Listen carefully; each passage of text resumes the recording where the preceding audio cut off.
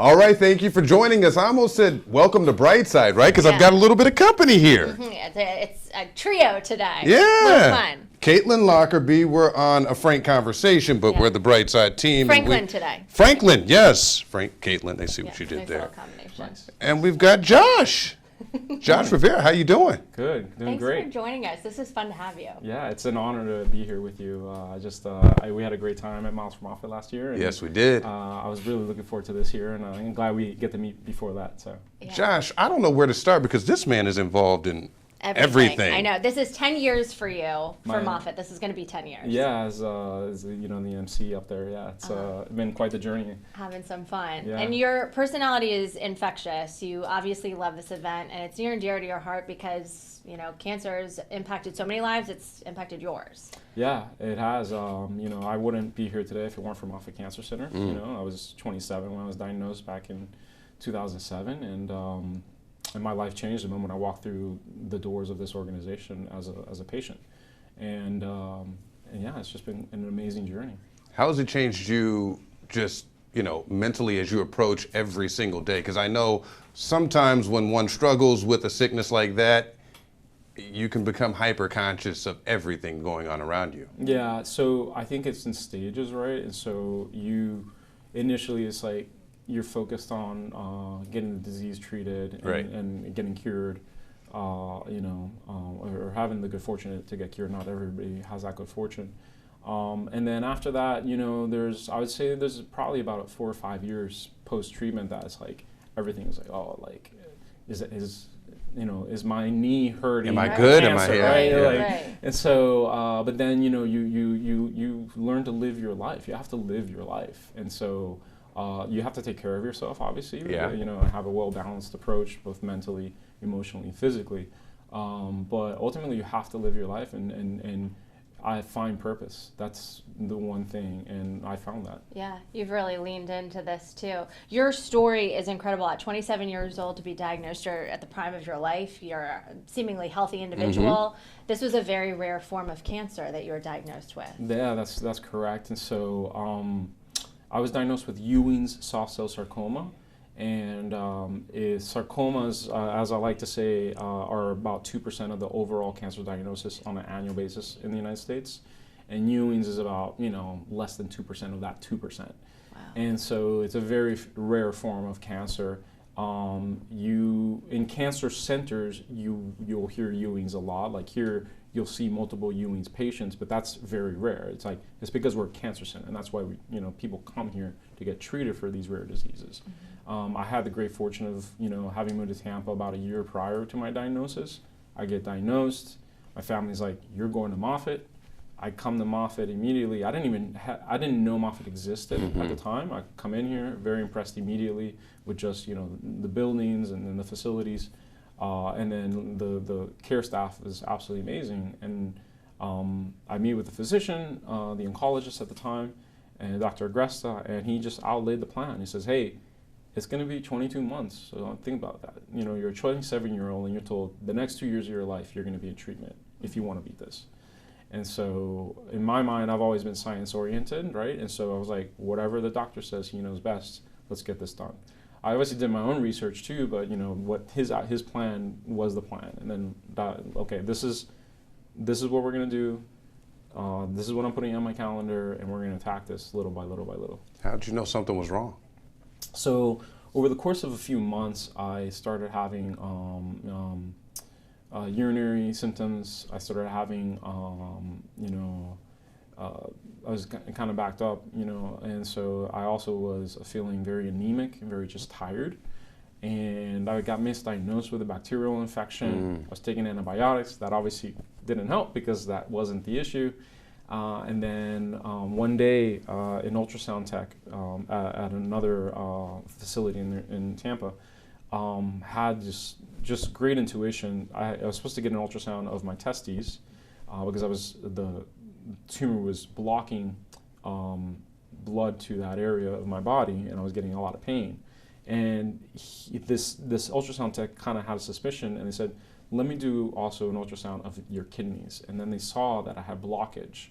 So it turns out that my next that same moment, I went over to get an MRI scan. It was a Friday, Friday the 19th, and my primary care, the tech says, "Hey, I need you to sit on this chair." I was literally the last patient of the day, Friday.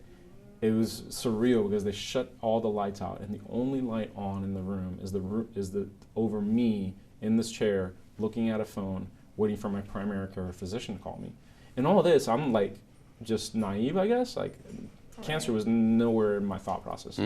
But it turns out my primary care physician calls me, and she tells me, "Hey, I wish I could wait till Monday to tell you this in person, but you need surgery immediately because both your kidneys are at 99% capacity. And so if you don't get operated now, you're going to have double renal failure in the next 24 to 48 hours. So like I'm potentially losing both my kidneys that weekend." So immediately got interned. They performed a surgery to alleviate the pressure there. What had happened was the tumor width was blocking my ureters, so all my urine was not going to my bladder, it was staying in my kidneys. The weight of the tumor was in my abdominal cavity. The weight of the tumor was blocking my digestive tract, and so I couldn't, causing issues with my blood flow in my testes, also causing me to have not be able to go to the bathroom. Right? My goodness. And so, but this is over like months that had happened, right? And so the tumor was too big for immediate resection, so I had to go through treatment first. So I did, chemo first, surgery, then chemo again. And so, so overall, over these 22 months, it was 1,100 hours of chemotherapy. I had 23 radiation treatments and 6 surgeries. Wow. Do you remember what went through your mind the moment they told you cancer? Because like you said, that wasn't even remotely on your radar at the time. When you heard the word, what did you even think initially? I want to say I dropped an F-bomb, but I would too. I'm pretty sure. And then this is kind of a funny anecdote. I told the physicians, like, can I at least go get a bag for the overnight, right? Thinking naively I was going to be one night. And so I was in the hospital for like 2 weeks. And I go, at the time I'm living in Northwest Tampa with my folks. I go over there, and as I'm driving, I'm calling my biological father. I have a complex family, but my biological father is in Puerto Rico. It's where I was raised. And I'm calling my dad, and I was like, I'm just crying. I was like, he couldn't understand what I was saying. And then somebody cuts me off on the road as I'm on the phone, driving to get my bag. And I remember just like going off on that person in my car, right? They probably had no clue. I'm just like upset that this person cut me off. And then I just start laughing like the Joker or something, right? Because I was like, how absurd is this moment that I'm crying on the phone with my dad, trying to tell him I have cancer. Someone cuts me off, and I get so upset at this person for cutting me off. Like, it really was a moment of clarity for me as far as like what's important in life. It was like, this person cutting me off is not important. Inconsequential. Exactly, completely. And from that moment on, that moment, in addition to obviously the call, changed my life as far as like how I was going to approach your whole perception. My whole perception about going through the cancer treatment, which I had no clue what it entailed at the time. And then subsequently that led to, my approach of finding purpose post-treatment. What emotion sat with you over the course of those, 24 treatments? Because I imagine there were days where you were, I got this, and other days like, I don't know if I have this. Yeah, so it was 9 cycles surgery and then 8 cycles afterwards. The 8 cycles afterwards were very, very tough. My body was just withered. I had lost like 90 pounds, just really beat down. My recovery time was less and less, and there was points where I didn't even want to walk up the stairs. I just laid on the couch. And it was very difficult. And then funny enough, I go to my physician. I was like, you already removed the tumor. Why am I doing this treatment, right? And so he did a simple XY graph. And again, back to science. I'm a science guy. Simple XY graph. He said, this is your chances of reoccurrence if you complete treatment. And, the graph went up. This is your chance of, the graph went down. This is your chance of reoccurrence if you don't complete treatment, and it went down. Right, and I was like, all right, simple enough. I guess I'm finishing my treatment. There we go. And so it was great because the oncologist, Dr. Sullivan at the time, who I will forever be, grateful, and him and Kathy, my nurse, the whole staff, but specifically them two, really saw everything. And Dan had the understanding of his patient and how to present this to his patient. Yeah. In my case, like science-oriented. Let me give him a graph. He'll understand this. And sure, the moment he did that, it was clear. I wish I had that graph. I He would saw you frame as a it. person. Yeah. I think some doctors get a bad rap sometimes because they are so science-minded. Yeah. And maybe the bedside manner isn't always the best. But you obviously had an experience with this hospital that makes it near and dear to your heart that you continue to give back to it too, and to other patients here. Yeah. So you're talking about those doctors. What did they mean to you? Who stuck out to you, and why? I mean, what was their impact to you beyond saving your life? Yeah. Just the so- personal relationships that you've developed. So it's 2 years, so like they become family almost, right? Like especially my nurse Kathy, man. She saw me cry. And Tell me about Kathy. so there was a moment where I knew my very first appointment, Dr. Agresta told me, before you start your chemo next week, you should bank sperm. Because the treatment you're about to undergo is more than likely to make you infertile. And I was like, I did what he said, bank sperm. But it wasn't until after my surgery that it kind of became concrete. Right. Because I'm like, okay, tumor's removed, I'm on my way on the up and up. Even though I feel like crap, I know I can visualize the end of my treatment now, right? And now I'm thinking about life after treatment, right? And so life after treatment for me was like family. So Kathy and I had a real intimate moment where I realized that I wasn't going to be able to have children naturally, right? And so she was there for me.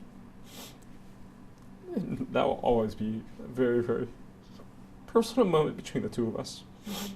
And again, just forever indebted to Kathy, to Dr. Sullivan, Dr. Shibata, the surgeon who removed my tumor. I have got a cool story about him too. He's now left for bigger and greater things. Great loss to the organization, but something good for him and his family and his career. And so Shibata removed my tumor. I had a great relationship with him, and and just overall the organization. And then I became after treatment, I became a patient advisor, a member of the Patient Family Advisory Council, and I really got to meet a lot of the leadership team here in the organization, and just kind of endear myself even more to the organization. Yeah. Again, still not an employee, as a patient advisor or volunteer at that point. Was it Kathy's voice, her tone, her touch? All What do of you it. remember most? I mean, all of it. Yeah. Right. We still see each other. She still works here, and like we still see each other. And I got to meet her children. When they were kids. Now they're graduating from college, Right. and it's just like, it's that. So and she would celebrate my life moments, and I celebrate hers, and it's a very intimate moment. What would you say, because people who watch and people that are involved in this run and people that should get involved in this run, maybe they've never been out to this event before, but the impact that it has, on your life, on so many other lives, is tremendous. So this isn't your regular 5K, right? I mean, most 5Ks have like a purpose, right? Which is great, but this is the purpose, right? Yeah. And so cancer is one of the top causes of death in the country. And when you're participating in this, that the funds are going 100% towards cancer research, which is how I'm alive, right? So I was the very first patient at Moffitt to finish the standard of care for Ewing sarcoma, which had just recently been developed, right, through clinical trials and development, right? And so, and all that, you need investigators, right? And you need grants, and you need to work with the NIH. And over the course of decades, they created the standard of care. And here I am today, a positive outcome because of all that research that was put into Ewing sarcoma, which doesn't get the love that breast does or prostate does, right? And so, because it's a smaller percentage of the population that gets diagnosed with that. So I understand, the financial, the economics behind it. And so, but that being said, Moffitt, you go there and you're literally seeing people in wheelchairs through active treatment. You're seeing people who've lost loved ones, like my friend Ryan, and myself, my former mother-in-law, She passed away from brain cancer.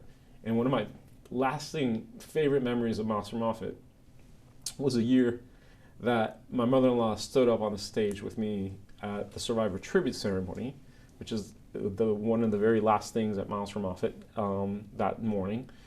That we get all the survivors up, and now there's so many of us, which is phenomenal. That's that they don't huge, all yeah. fit on the stage. Before, we would fit them on the stage. Yeah. Now they don't even fit on the stage, so they have to like spread out in front of the stage. Just But- another testament to yeah, the impact. exactly. And so, you know, one of my favorite memories is being there with my mother-in-law, who was going through treatment for glioblastoma.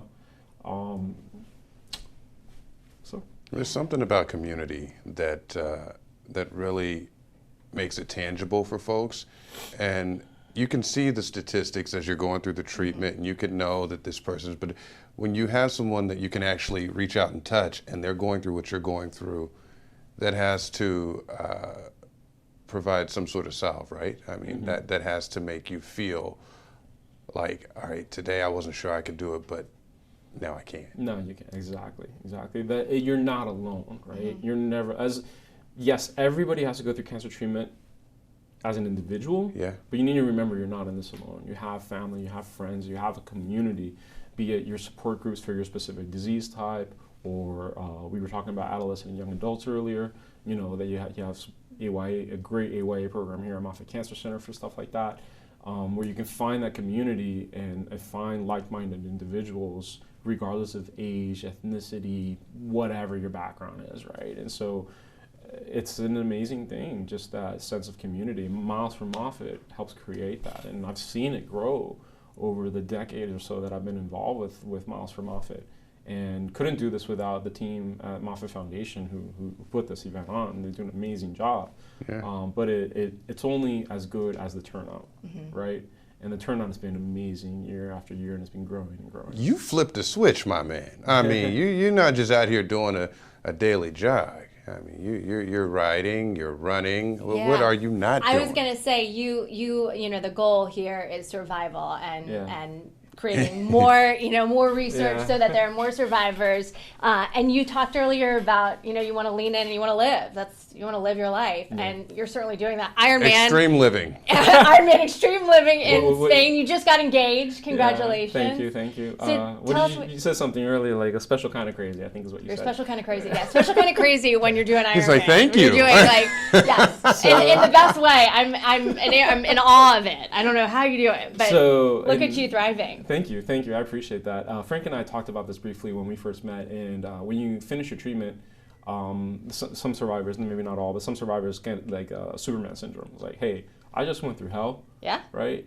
I can do whatever. Anything, yeah. And so I started volunteering. My great friend Richard Spade invited me to become the volunteer coordinator for an organization called Cure on Wheels, a local Tampa 501c3 that raises funds for cancer research. We donate hundreds of thousands of dollars to Moffitt Cancer Center over the years. And so they do long distance cycling events, right? Like hundreds of miles. Like we have a 330-mile event. We have a 160-mile like event. Tampa to Casual, to yeah. Tallahassee. Tallahassee, yeah. Yes. It's the Tampa to Tallahassee ride is like our key event, which It's a is long for drive. Moffitt. I by the wasn't way. exaggerating. And Right? so, and funny enough, I volunteer for this, right? I'm 30 at the time, and I'm driving a support vehicle for a Moffitt Capital ride. And these two gentlemen who are now dear friends of mine, one of them I consider almost a father figure, essentially, Parney and Allen, they are prostate cancer survivors. They're 60 at the time, and they're riding 300 miles in 30-degree weather. And I was like, and I'm in a car driving. I was like, what's wrong with With this the picture? AC on. You might run out of gas. No, not In in your your car. car. I have the heat on. Yeah, I have I mean- like heated seats, and these guys are on their bikes, right? And so I'll always remember we're in the middle of nowhere, Florida, and they just ride past me, and I was like, something's wrong here. And so that was 2011. In 2012, I said to myself, that moment, I said to myself, I'm going to be on a bike next year. Yeah. And sure enough, I was on a bike, on a rented bike. I didn't own a bike or anything. I rented a bike. And I trained, obviously. I was just gonna say, I hope you trained. No, I trained, but Casually got a didn't bike train. morning up. We say grand opening, grand closing, right? Well, it turns out I didn't train enough because it was the most difficult thing I had ever done up to that point in my life. And but I did finish the ride at That 2012. was more than cancer. That comparable almost. Well, I mean, the seats, you got to get At the least padded seat. mentally, and maybe, what the- right? Mentally. But no, to answer your question, no, it was not. Yeah. But there were moments, especially, so it's 3 consecutive 100-mile ride days, which is very challenging. And so the third day you dig deep. Yeah, you gotta be mentally tough. And in my mind, like I always dig deep, not always, but when I need to, I tap into that. I was Sure. like, would you rather be out here on this seat in 30-degree weather, riding, on your third consecutive 100-mile day, or inpatient doing infusion? Right. And the answer is easy. You'd rather be out on the bike, Thank right? God your body's giving you the capability of doing True, that which too. not everybody can, Yeah. right? And that's the other thing that you think about. You think about those who lost their war with cancer. You think about those who've had amputations, right, because they had an osteo. And Right. so you think about those people who may have an ostomy bag now, right, which is a whole population, right, because they had internal organ failures or they had to have organs resected You're right. due to metastasis. And so, I'm doing this for them. For me too, because I'm a little crazy, but I'm doing this for them, right? And so that just kind of led, and then within that group of crazies, there's another subset of crazies who do Ironmans. The first time I really understood what Ironmans are. Again, Ironmans is a brand. Let's call it a full distance triathlon. He fully jumped into that crazy too. Yeah, and so I went He's all a crazy in. guy. He stuck the landing. He So really- yeah, so now I've done 3 Ironmans, and so my goal is to get to Kona, and you have to do. I'm gonna do the lottery way, so I have to do 12 of these to get to Kona. Yeah. What's the next one? The next one will be Florida next year. Okay. So it's like 1 year. So my fiance and I, we kind of have an agreement. So 1 year international, 1 year domestic. So this year we were in Spain. Next year we'll stay in Florida. Is she cheering you on, or is she doing these with you? She is amazing. Yeah. She is amazing. In the world of triathlons, you have what they call Sherpas, race Sherpas. There's the person that helps you with all your, because there's so much equipment. She's you your gotta race swim, Sherpa? you gotta bike, you gotta run. There's tons of equipment. So she's a phenomenal race Sherpa. Love that. She takes care of my nutrition too, which is one less thing I have to worry about. She's your better half. Yeah. Well, basically. I mean, you do this, and we say crazy, right? But this really, when you break it down, is you're fearless. Yeah. You're fearless at this point because this fight Good with way to say cancer it. has really, pulled off that layer of skin. You're like, bring it. Essentially. Let's get it. Let's get it. Let's do it. There's one life to live, Yeah. right? And so let's live that life to its fullest. You're inspiring. Totally inspiring. Do you know that?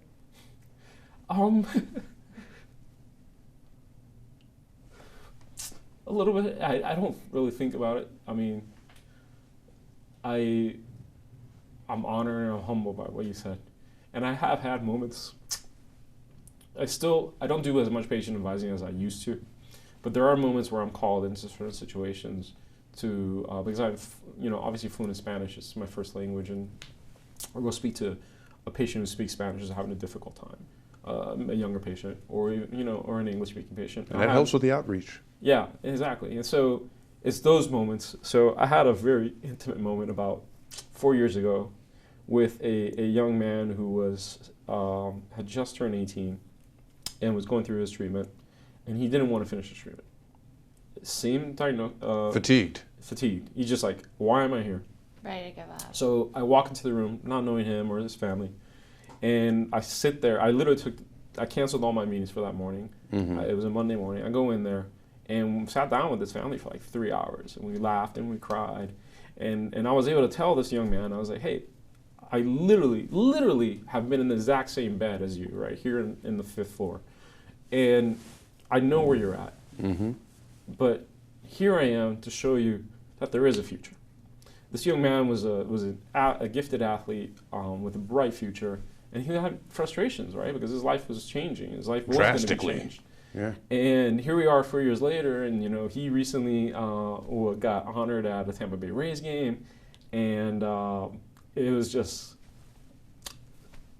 this sense of pride because after I met with him that Monday, his mom, I can't remember if it was a call or a text, but she basically, informed me that night that he decided to finish his treatment after the conversation we had. Yeah. I did not speak. Him and his mom texted back and forth for a little bit more, but I didn't speak to this young man since then, essentially. But I know I changed his life, Yeah, no doubt. and now he's taking ownership of his life. That's right. And he's living a purpose-driven life, right? And so, all it takes is just one individual. If you can make difference in one individual, it's all that matters. Josh, we talk about BC before cancer. Yeah. Who were you? Who was I? I was living life, but I was kind of like meandering, if you will, right? And so without an explicit purpose. I just moved to Tampa to re-engage with family that for life reasons I had not been engaged with. I had to kind of finish my bachelor's degree, which I had not completed, and like just kind of meandering. Right? You're just out here. Yeah, I was working for a great a financial institution. I had a future there, but the cancer really just changed my life. You know, I'm not a man of faith, but my family is of faith.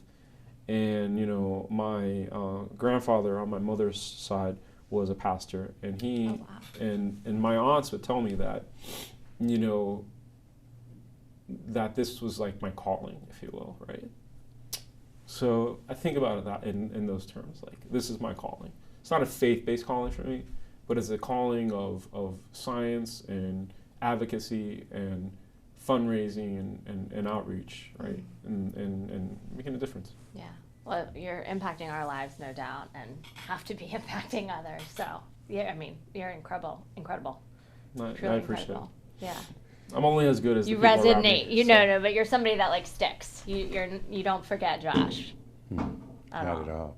You mentioned intimate connections, and when you say intimate, I think of depth and breadth, and so you've got all of those bases covered and then some.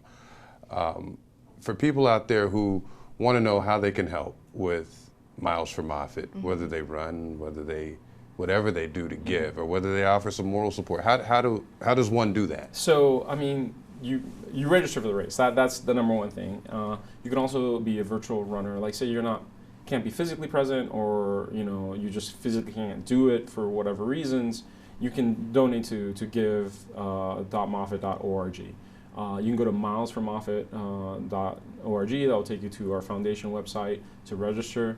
Miles for Moffitt is a really cool event in the sense that it's a 5K, it's a 10K, but there's also a 1K, right? Mm-hmm. Yeah. And so, and that you know, 1K is a relatively short distance. You'd be surprised, like if you don't think you can walk a kilometer, you'd be surprised. Like I always tell people, not applicable to everyone, but I always like to say mind over matter, right? Mm-hmm. And so, like, if your mind can push you through that 1K, like, then your next step is that 5K.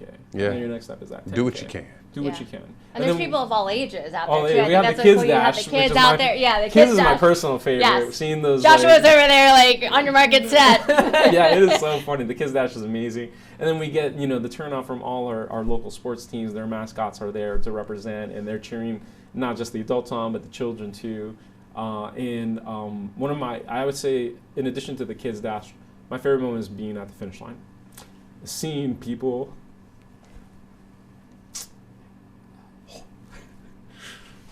sorry, after all these years I still get these moments, right? Seeing people holding hands crossing the finish line because it's meaningful to them. In honor of someone, or maybe that person is going through treatment or just finishing treatment, surgery, whatever it is. Some people just start bawling at the finish line. It's an intimate moment for them and whoever it is that they're thinking of. Those are really cherishing moments that even after 9 years I've been doing this will be my 10th year, it still gets to me, right?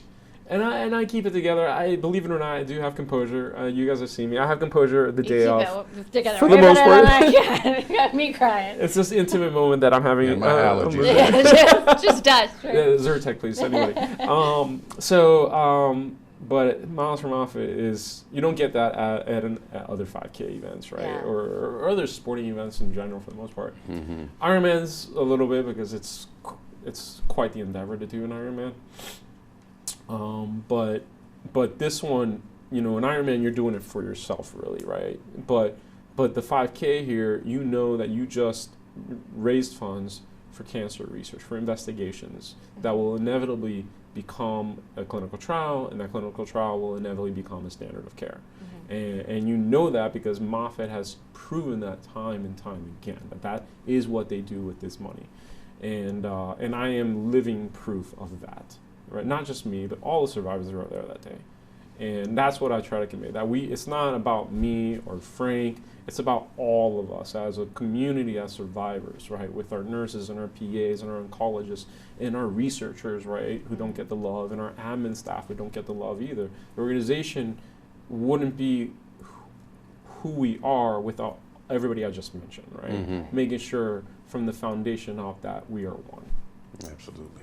Incredible. Incredible indeed. Yeah, and people don't, if you can't get out to the event too, that's the big thing. It's something you don't want to miss, but if you're out of town, you can continue to give through the end of the year, and such a worthy cause. Yeah, and our goal is 1.2 million. We achieved that last year. We got over 7,000 runners last year. I think right now we're at about 740,000, so we're past that halfway mark, and we still got a few weeks left before November 19th. We changed locations a few years back from the USF campus to downtown, right there at Amalie Arena. Which is awesome, yeah. And that venue is amazing, right? The location of the main stage, but also then the run is going down Bayshore, right? And so for the local residents who know Bayshore, they know how beautiful it is. But if you've never been down Bayshore, I highly encourage you to come. It's gorgeous. Because that run down Bayshore is just gorgeous, So especially in different. the morning, right? You can do it virtually too. I saw people can sign up virtually. So if you're out of town or get your get family members across the globe to run too. Yeah, if you live in the snowbound areas, then get it on the treadmill or whatever. Yeah, run from afar. But participate and just be a part of that community. Yeah. And wear your colors loud and proud, right? Miles from Moffitt. Get that shirt, wear it.